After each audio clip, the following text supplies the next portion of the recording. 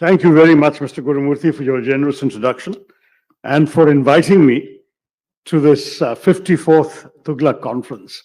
Anevarukkum vanakkam.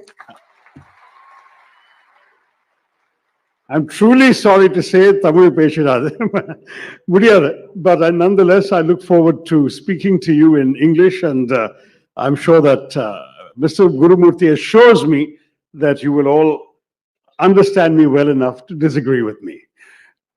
And I must say that I was amused and reassured when he said I'm not the only congressman who has come to this stage. And I'll tell you why. I mean, I certainly, as a young student and so on, I used to read about Cho Ramaswamy and Thuglak and hear about these conferences. And I must say that Mr. Gurumurthy has continued this tradition with this very lively, interactive format. And I thought it would be very interesting to come and be part of it when he invited me to do so. Because for me, I think many of us in politics spend our whole time talking to people who already agree with us. We are spending our time preaching to the converted, as the Christians like to say. And I think it is important for us occasionally to meet and address people who may not agree with us, but at least we should have a dialogue across our political divides. So I've come to you in that spirit. I came with a prepared text, as you may have seen, but listening to Mr. Gurumurthy and hearing these comments, and at his own request to address one question on the UN and another one on the Maldives, I thought there were 6 issues that came up in his interaction that I may perhaps begin by saying a few words about, and then I will give you an abbreviated part of my prepared remarks in case any of that is of interest. But since there were 6 things during the interaction that I thought would be worth addressing, I'll depart from my text and talk about those. The first, you asked Mr. Gurumurthy for me to say a few words about the relevance of the United Nations today. And it's true that there are major conflicts raging, the Russia-Ukraine war, the Gaza war, and we are in a situation in which the UN appears to be helpless. But the truth of the matter is, the UN was designed in a particular way as a result of historical experience. In the last century, we had the First World War, which resulted in immense destruction, the greatest amount of loss of life that had ever been seen up to that point. And so the world decided to create an international body to prevent its recurrence. And they came up with the body called the League of Nations. But within 25 years of the start of the First World War, the Second World War started. The League of Nations failed. And one of the reasons the League of Nations failed was precisely because some of the big powers of the day, the powerful countries that could actually destroy world peace, did not join the United Nations, the League of Nations, that is the United States, did not join the League of Nations. And some who did join were expelled by the League of Nations. So Germany, Italy, Russia at various times were expelled. And when the World War started, they were not even in the body for the body to influence their behavior. So when the United Nations was created at the end of the Second World War, the countries of the world wanted to avoid the mistakes that had crippled the League of Nations.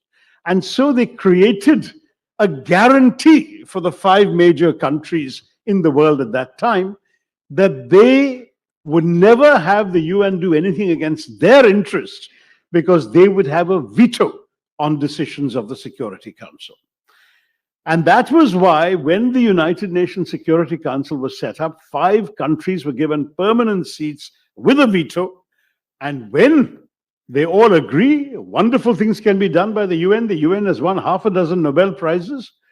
But when they don't agree, the UN is unable to act because, for example, on the Ukraine war, Russia itself is obviously a participant, and they are not going to allow any resolution to be passed against their interests. They would veto it. And on the Gaza matter, there is no doubt that the Americans would support Israel fully, and they too have been vetoing any attempts for the Security Council to impose any binding restrictions on Israel. So that is the reality we're facing today. Does that mean the United Nations is useless? No, because it does a great deal else. And I think we must appreciate the outstanding work of the UN in a number of other fields. But at the same time, we must realize that the United Nations is a mirror of the world. It reflects our agreements and our disagreements. It reflects our inequalities, the power of some big countries and the lack of power of some others, and the lack of power of some other countries. It also reflects in many ways the fact that the United Nations is also a mirror of our imperfections as human beings. Oh, that's okay, thank you. I'll wait for the water. For our imperfections, in fact, the second Secretary General, Dag Hammarskjöld, said 75 years ago something very memorable. He said the United Nations was not created to take mankind to heaven, but rather to save humanity from hell. In other words, the best the UN can often do is to prevent matters from getting worse. And I think that the United Nations is able to do, because when countries are obliged to be accountable to the United Nations, to the criticism of other governments, to discussions in the Security Council, they're at least conscious, thank you so much. They're also always conscious that there is something that they need to be able to do in order to impress or persuade world opinion, and that may not be much, but it will prevent the worst from happening. The second issue that Mr. Gurumurthy wanted me to say something about is the Maldives. The Maldives is a very unusual situation. Yes, he's right, it's a 100% Muslim country. But the truth is, Pakistan has not had that much influence on the Maldives. Our influence on the Maldives has historically been very much greater. And you may remember in 1988, there was an attempted coup in the Maldives when some mercenaries, backed by some rather wealthy Sri Lankans, came in, held the president hostage, and announced they were taking over the government. It's a very small country, I think about 8 lakh people. It's not a very big nation. But when this happened, it was India that immediately parachuted soldiers to the Maldives to put down the coup. And the Maldives government was very grateful for us. When a true democracy, a kind of what the Arabs call those color revolutions, Jasmine Revolution, Velvet Revolution. So when a democracy fully dawned in the Maldives and there was a totally free election, the first person to win was very pro-Indian, Dr. Mohammad Nasheed, who ended up losing his office in some sort of internal quarrel, and subsequently an anti-Indian government came to power. So it's not as if the Maldives is chronically anti-Indian. That government in turn lost a free and fair election to another government that was very friendly to us. And now in turn, that government has lost, and we have a government that is less friendly to us. So as Mr. Gurumurthy said, he hoped it would not last very long.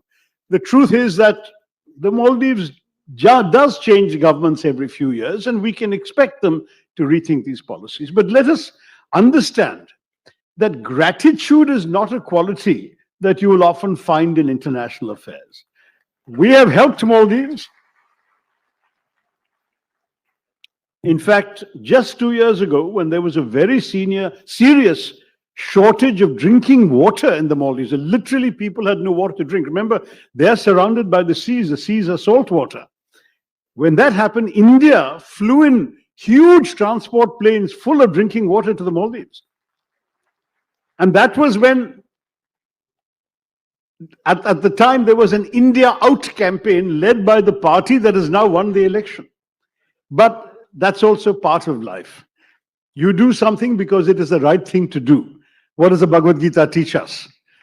Do the right thing without expectation of reward, and so we should not be expecting the kind of gratitude that is largely absent in these matters. We should do what we believe is the decent thing to do to neighbors. Don't forget that historically, small neighbors have always had a problem with big neighbors. In fact, more than 100 years ago, a president of Mexico once said, "My poor country, so far from God and so close to the United States." So you can imagine the Maldives ruler saying something similar about us. We are so much bigger that inevitably they cannot be indifferent to our existence. They cannot be unaware of the importance of India. But yes, they have definitely a strong anti-Indian movement within one section of that society, and they have a very strongly pro-Indian movement also. And so far, in the last three elections, these two forces have alternated power and defeated each other. The time may come when it will come back again to our favor. I think we have been conducting our policy fairly maturely. We have to deal with this government, whoever comes to power. We should neither show a great deal of rejoicing if this gentleman loses, nor should we show a great deal of condemnation if this gentleman wins. But we have to watch very carefully the increasing proximity of this government to the Chinese. There is no doubt about the fact that China has been attempting to expand its influence throughout our periphery. They have been increasingly influential in every one of our neighboring countries, everyone, without exception. And we should certainly be alert. I'm sure that our government must be aware and alert to the dangers that this represents. And there will be some red lines which would have been privately communicated to some of the governments that, some things we understand. You have the right to have relations with other countries just as we do. But some things we would see as a serious concern for our interests, and in those we will take appropriate action. So far, I think we should not have any cause for alarm. It was unfortunate, this recent social media spat. Again, I don't think we should let foreign policy be conducted on social media. I think that there is a far more serious level of engagement that is required in all our parts. And we must understand and respect the sensitivities of a small neighbor about being so close to all of us. So that's on the second issue. The third issue, I think that somebody asked Mr. Gurumurthy about whether the India Alliance was there to bring Muslims to power. The India Alliance is there to bring Indians to power. And I want to remind you all, including the gentleman who asked that question, that Muslims are also Indians. And that we should not forget, because one of our great strengths as a society is that we have appreciated people of all sorts of backgrounds. In fact, I have been a devotee of Swami Vivekananda for a very, very long. You didn't answer that question. The question was translated, perhaps your lack of an answer didn't make it to me. But the reason I mentioned that, frankly, is also that as a devotee of Swami Vivekananda, as a young man, I learned and imbibed very much his vision. You may remember, those of you who have read and listened to Vivekananda, that he used to quote the Shiva Mahimna Stotram very often, which says that just as different rivers flow down different hills and valleys, some straight, some winding, and end up in the same sea, so also all ways of worship end up at the same divine, the same Brahman. There is ultimately, in his view, no difference. This is why he would say, Ekam Sattva Vipra Bahuda Vadanti. There is only one truth. The sages can call it by different names. One of his speeches in Chicago, he actually made a reference to the one whom some refer to in this word, some refer in this way. He said, Jesus, Jehovah, Ram, Rahim, Allah, whatever. It doesn't matter for him. All are ultimately the same. And Hinduism has the great strength of being able to say, Loka Samastha, Sukhino Bhavantu, and at the same time to appreciate that ultimately, though we may be different, though we may worship differently, in fact, what does Hinduism do? Hinduism actually recognizes that since no one actually has a reasonable logical basis to visualize Brahman or the Creator in any shape or form, we are free to imagine the divine in whatever way we like. That's why we have 330 crore forms and divinities and names for that what we worship. So, very frankly, if God can be imagined by somebody as a pot-bellied figure with an elephant head, and I'm a Ganesh Bhakt myself, why can't God also be imagined as a bleeding man suffering on a cross? The rishis would have had no problem with that. And I say this to you simply because this great sense is what makes me proud to be a Hindu, because what Vivekananda said in Chicago was, I'm proud to speak of a religion that has taught the world not just tolerance, but acceptance. That phrase I read as a teenager, it stayed in my mind. And I thought about it over and over again over the years. Because I used to go to school in history class and learn that tolerance is a virtue. A tolerant king is a good king because he allows you to believe what he doesn't believe. But when you really think about it, tolerance is a very patronizing idea. Because what is the tolerant king saying? The tolerant king is saying, I believe I have the truth. You are in error, but I will magnanimously indulge you in your right to be wrong. That's all the tolerant king is saying. Vivekananda says that's not what Hinduism says. Hinduism says, I believe I have the truth. You believe you have the truth. I will respect your truth. Please respect my truth. And that is the Hindu principle of acceptance. And that is the principle by which I live. And that is why, for me, all people of all faiths are Indians, and I see them as Indians. And I do not want a situation where any one community's members should feel demonized or seen as the other or relegated to a marginal role in our society. We should take all of them. I see this in our own history. You know, I often talk about the fact that in 1971, when the Pakistani generals were foolish enough to declare a jihad against the Hindu unbeliever, who were they facing militarily? We had an army commanded by a Parsi, General Manekshaw. The vice chief of the air staff for operations was a Muslim, Air Marshal Latif. The general commanding the Eastern Command, based in Calcutta, who was in charge of the troops that we were going to send into East Pakistan, was a Sikh, General Arora. The admiral commanding the Western fleet that was blockading Karachi and keeping the Pakistani shipping away from us was a Christian, Admiral Kuruvilla. And the general we helicoptered into Dhaka to negotiate the surrender of the Pakistani forces was Jewish, General Jacob. Now that is India. And that is the country of the Hindu infidel they're talking about. Now, if you go to the island of Diu off the coast of Gujarat, there is a memorial to the one ship we lost. The only ship we lost in war with Pakistan was the INS Kukri, which went down with most of the hands on board. Captain Mullah was the captain. He went down with the ship. And there is a memorial to the Kukri itself, a little model, and then there is a wall with all the names of those who perished on board the Kukri, soldiers, sailors, Jawans. You will see there is no religion of India, no caste of India, no region of India that is not represented amongst those names. It brings tears to my eyes when I see there and I stand there and I see all these names. And I realize that everybody of every faith, of every background, has given their blood for this nation. Let us cherish that.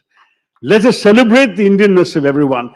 Let us not let anybody, because of their religion, feel that they're less Indian than we are. That is my conviction. North versus South. I think that was a question that perhaps Mr. Gurumurthy and I would answer differently. I believe that our federalism is really in trouble. The Prime Minister speaks of cooperative federalism, but it seems that the states are the only ones who are expected to cooperate, whereas the union government operates at its own sweet will. The government's decision in 2017 to change the terms of reference of the 15th Finance Commission to base allocations, financial allocations, on the basis of the 2011 census has already prized open a North-South divide, even if Mr. Gurumurthy says it doesn't exist. Because it has opened up Pandora's box with incalculable consequences for our country. The Finance Commission's revised allocations have sent even more tax money from the South to the North than previously. And this North versus South expression is a title of a book by a Tamil writer called Neelakanthan R.S., who wrote that India is rewarding the brute demographic advantage of North India over a state's performance. That the bind that Tamil Nadu and Kerala in particular, which is your state and my state, find themselves in, is there at a stage where their success is being used against them by the union government, which is seeking to aggressively redistribute resources based on population alone, on what he calls brute demographic might. Says these states made improvements to health to find that the reward for that is to have less money to spend on health. Their improvements in education meant they'd have less money to spend on education. And the 16th Finance Commission, which has just been announced, will be worse. And if the next census takes place soon after this year's elections, as the Home Minister has said, It will even be worse still for the South because population disparities have only worsened. The irony is that historically the South has already been subsidizing the North. For example, for every 1 rupee of tax contributed by Uttar Pradesh, the state receives 1 rupee 79 paise from the central coffers, whereas for every 1 rupee of tax contributed by Karnataka, the state receives 0 rupees 47 paise. That is the difference. All southern states, I think, recognize the need to correct regional imbalances and for richer states to subsidize poorer ones. But it is fair to ask, as Karnataka CM Siddaramaiah has done, where is the reward for development? So to take that same example, Karnataka meets 72% of its expenses from the state's own taxes, whereas Bihar only has to meet 23%. 77% of Bihar's expenses are given by the union government. So unlike most federal systems in the world, India's revenues are going disproportionately to its worst performing states. Those with poor levels of education, high rates of fertility and population growth, and the high performance states in the South, like yours and mine, are getting short shrift. In 1976, as you may remember, the Omnibus 42nd Amendment to the Constitution froze the allocation of Lok Sabha seats to all states for 25 years to encourage population control by assuring states that success in limiting population would not lose them Lok Sabha seats. In 2001, the then NDA government, headed by the BJP Prime Minister Atal Bihari Vajpayee, extended this arrangement for another 25 years. So that proposal became the 91st Amendment. It was unanimously adopted by all parties in both houses of parliament. And this was also reflected in the terms of all the finance commissions until Mr. Modi constituted the 15th and told them to use the 2011 census. Now, worse still, the 91st Amendment lapses in 2026. The government has made it clear that there will be a new delimitation of constituencies. You know, even the women's reservation bill will only be implemented after delimitation is done. If the intention, as many suspect, is to fill the rather cavernous hall of the new Lok Sabha building, then Uttar Pradesh alone may have more MPs than all the southern states put together. Where does that leave our federalism? If, for instance, the Hindi-speaking states can alone muster a two-thirds majority in parliament to amend the constitution, what would prevent them, for instance, from passing a law making Hindi the official national language? Every year, somebody from the BJP gets up and asks for that to be done. Now, I say this because the North's enhanced political clout in parliament will be coming at a time when population disparities will still worsen in the short term. Tamil Nadu's fertility rate is 1.6, Kerala's is 1.7, UP's is 3, Bihar's is 3.2. So you could argue, why should Kerala be punished for its impressive performance by receiving less revenue from the Finance Commission and also losing seats in parliament, thereby being forced to dilute its voice in national affairs? Why should Tamil Nadu's reward for extraordinary economic success, sustained growth, and population control be lower tax revenues from the center? Now, the government's answer would be, these are the rules in a democracy. One person, one vote means the more people you have, the more political clout and tax rupees you should get. Tough. But in a country like India, whose diversity is held together by a sense of common belonging, but whose civic nationalism must accommodate a range of states with divergent levels of development, it is essential that all people feel that their common nationhood is a winning proposition for them. I'm a very proud Indian. And frankly, I don't think Malayalis can afford to be anything else, because Malayalis are all over the country, working everywhere in India. But in a country where regional, religious, linguistic tensions are never far from the surface, the answer that we have more people, so we will have more money and more power, risks rupturing the fragile bonds that hold us all together. We've seen the erosion of federalism with the ruling party's use of the legislation like an obscure provision of the Disaster Management Act during the COVID pandemic to impose the lockdowns from the center. So the states had no say. Strictly speaking, a lockdown is a law and order mechanism. Law and order is a state subject. But no, the center did it. And the fact is that the states therefore had no control over these lockdowns during the COVID pandemic, and their ability to respond to the pandemic was restricted. The invention of PM Cares, which meant a limited flow of funds to the CMs, the various CM's relief funds because everything was now going to a new PM fund.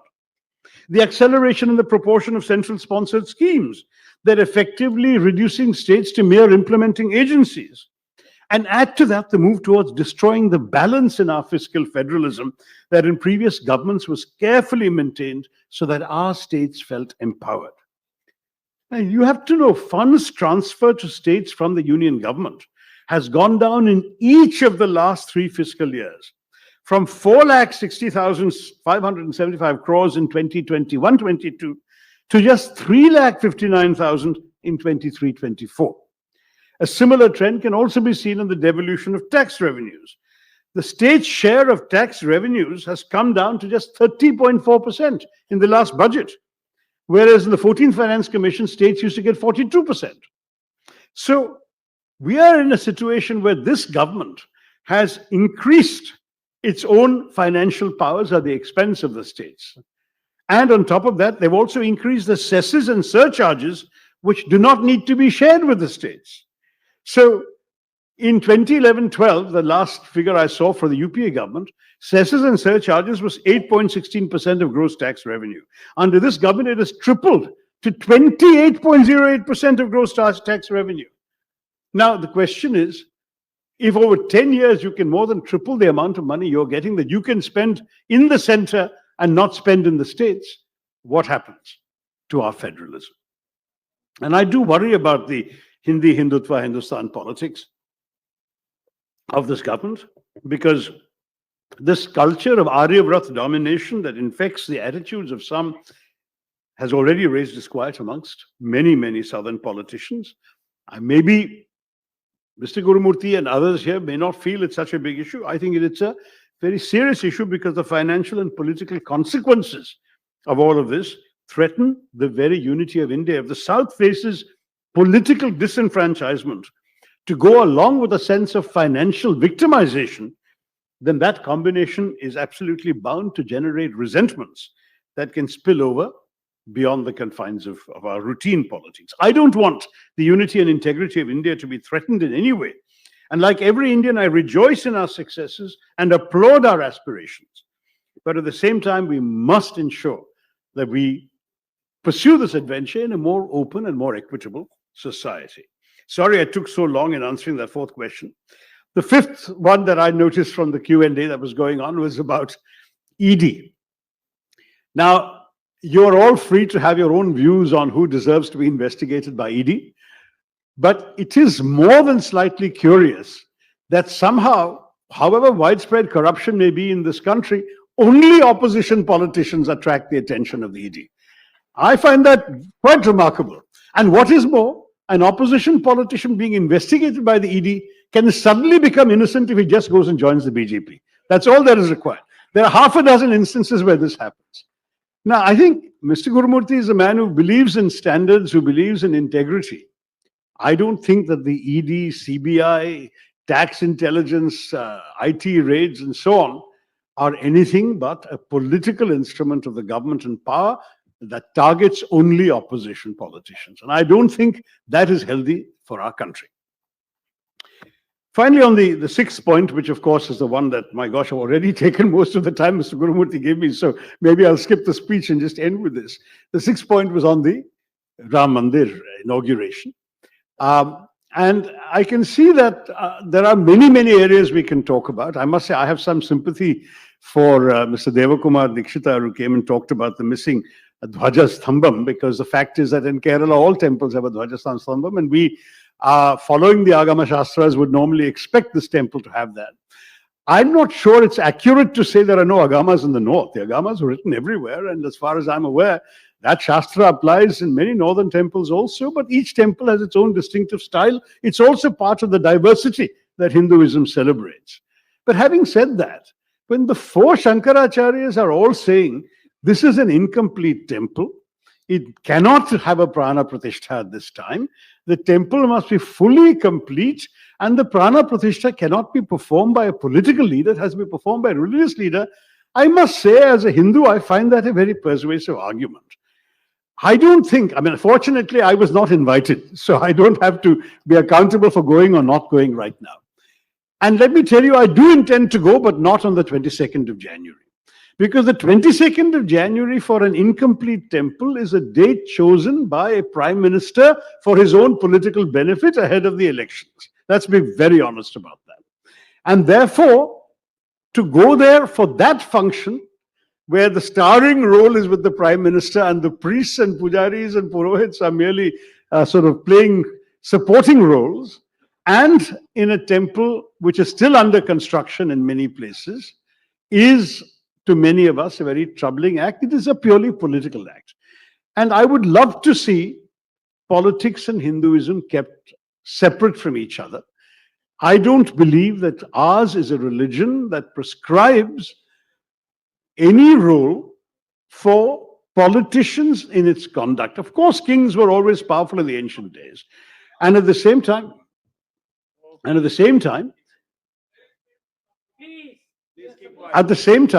would want to say that I fully respect the rights of others to go on the date of their choosing. If they choose to go on 22nd, that's very good. And I hope that those who wait to go until the temple is fully complete and choose a later date, which has nothing to do with elections and is ideally even after elections, those should also be respected. That is my final submission. Yes, no. I think people are welcome to go on 22nd if they wish to. If they have the ability to go, if they're invited to go, whatever, they're welcome. I'm not saying that. I'm just saying, please understand that there are some very respected Hindu leaders who have questioned the suitability of this event. And as a Hindu, you are free to take the advice of the Shankaracharya. You're also free to take the advice of the temple organizing committee. That is the great thing about our faith, is that we all have freedom. And since I have already, I think, reached 28 minutes out of the 30 I was given. Yeah, shall I go on a little further? While we're waiting for Mr. Annamalai to arrive, I do have to move on though. No, I have plenty. I actually came with a text which I'm not going to bore you with now, but let me say a couple of things that's worth saying.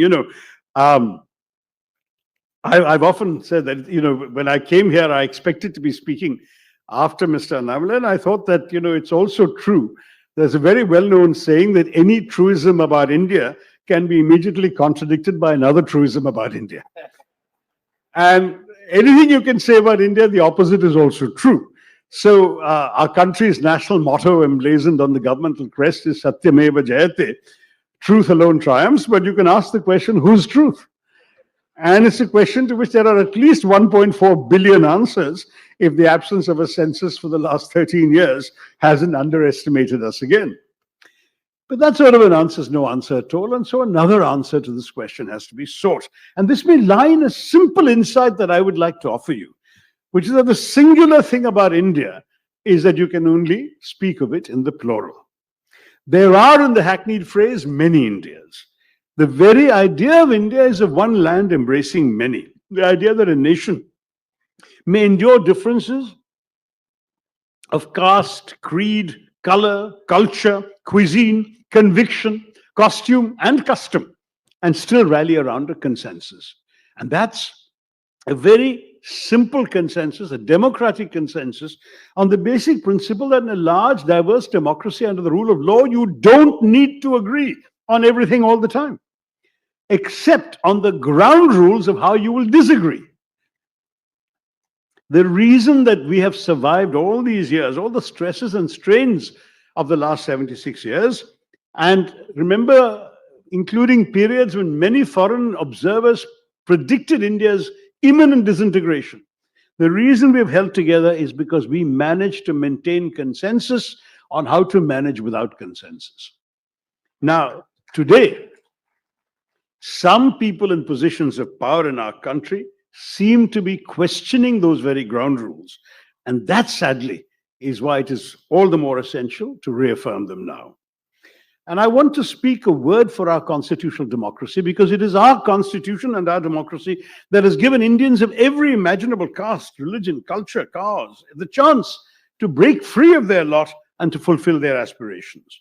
And this possibility of thriving and flourishing excuse me, rests on free institutions created by the Constitution. I've written a book called The Battle of Belonging, where I talked about ours as a civic nationalism and not an ethno-religious nationalism.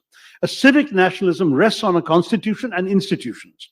An ethno-religious nationalism rests purely on identity. And my argument is that our liberal, inclusive, and just constitution, which is based on this principle of civic nationalism, has been the bedrock of keeping our society together and has secured the inalienable rights of all Indians. It has not only consolidated the best of our values, including those which our forefathers gave their lives for at the height of the nationalist struggle, but it's also served to liberate the collective aspirations of our people. And I would like to argue that the strength of India is that it's greater than the sum of its parts. I agree with Guru Murthy. We don't want people dividing our country. We want political leaders focusing much more on what unites us. But if that is what political leaders have to do, they should stop harping on the differences of some people in our society and see rather their common humanity and their common Indianness. I've often said the great strength about our Indian identity is and should be that we can be many things in one thing. You can be a good Tamil, a good Muslim, and a good Indian all at the same time. You can be a good Malayali, a good Christian, and a good Indian all at the same time. That is the magic of Indianness. Don't dilute that.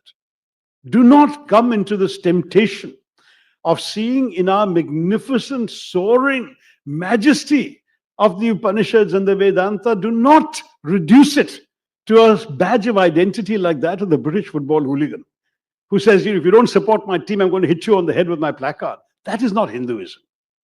We have to stand up for the larger ideas that our country is all about.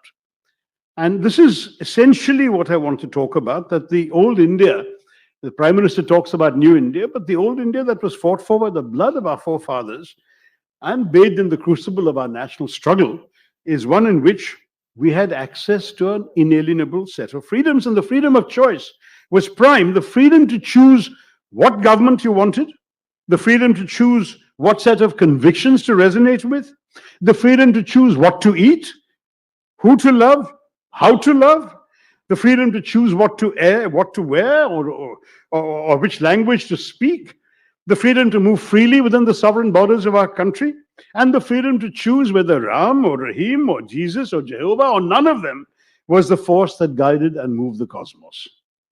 All these freedoms are enshrined in our Constitution, and they're embedded not just in the letter and spirit of the law, but in the lived experience of India and its peoples. And I think it would be a sad thing to threaten that by trying to impose an illusory and dangerous uniformity in the name of our unity. And that's the distorted version of the Indian idea that has been rising in some quarters, with a dangerous ethno-nationalism being fostered, where a narrow-minded majoritarianism is being promoted through incidents of communal violence and Gaurakshak vigilantes and mob lynching, zealots supported by the bulldozers of the state and draconian laws. Why do we want that? Why do we want to create what one writer has called a republic of fear across larger parts of northern India today? Why not celebrate instead the liberty, the equality, the fraternity, a word that really appealed to Dr. Ambedkar, that our Constitution pledged to give us? And also we must, I'm sure Mr. Annamari will come, because I've seen one of his speeches on YouTube where he talks about the economy and technological advances. Let's applaud economic progress and technological advance, but let us not forget the people at the bottom of the pyramid. The fact is that many of the young people who voted for this government 10 years ago, in the expectation of getting jobs, or getting a job, and who still don't have a job, what do we say to them? Many who do have jobs can't afford the same purchases of the market that they could 2 or 3 years ago. Unemployment and inflation are both up. Purchasing power is down. Real income growth has been stagnating in our country. Listening to apologists for the union, the government, reminds me of a cartoon I saw recently showing a government official glibly declaring that the fundamentals of the economy are strong. And the citizen responds, "But I'm not making enough money to survive." And the government official sagely replies, "That isn't one of the fundamentals." So that is the reality of life in India today. And I must say that It's all very well to celebrate a new India, but you can't afford to make a mess of the old India too.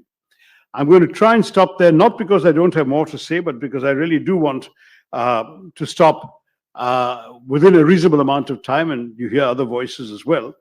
But I just want to say, in conclusion, that for me, I celebrate the idea of a nation that is made up of many different kinds of people, an India where it should not and does not matter what religion you practice, what language you speak, what caste you were born into, what color your skin is.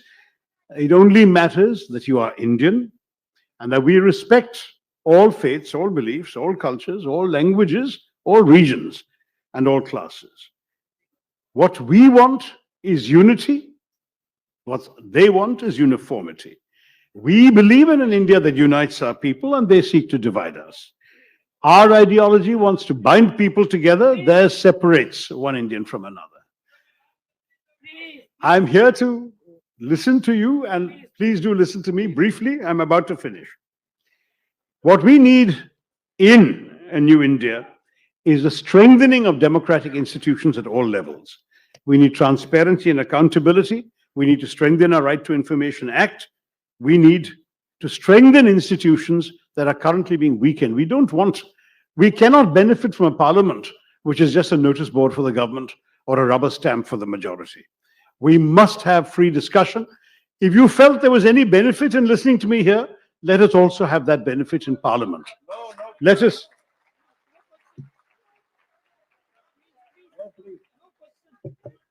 have in our new India a leadership that empowers people and harnesses their collective strength in the pursuit of national objectives, not someone who sees people as instruments of his own power. I want to say very simply, we've heard a lot of exhortations in our country. Make in India, digital India, startup India, stand up India, sit down India, shut up India. I've heard that too. I want an India where there is consultation, where there is dialogue, where you will listen to me and I will listen to you. We must never speak of India shining without asking who India is shining for. And I hope that we will promote policies that both follow, that both deliver higher economic growth and also ensures that the benefits of our growth are enjoyed by the poor and disadvantaged sections of our society. The choice, to my mind, is clear. We can have a new India that belongs to all of us, led by government that works for all of us, or we can have a new India that belongs to some and serves the interests of a few. Let us choose an India that embodies hope, not one that promotes fear. We can support a new India united in striving, not an India divided by hatred. Let us remain faithful to the founding values of the 20th century if we are to conquer the challenges of the 21st century. Let us create an India that truly becomes an India shining, but it must shine for all. Thank you very much. Jai Hind.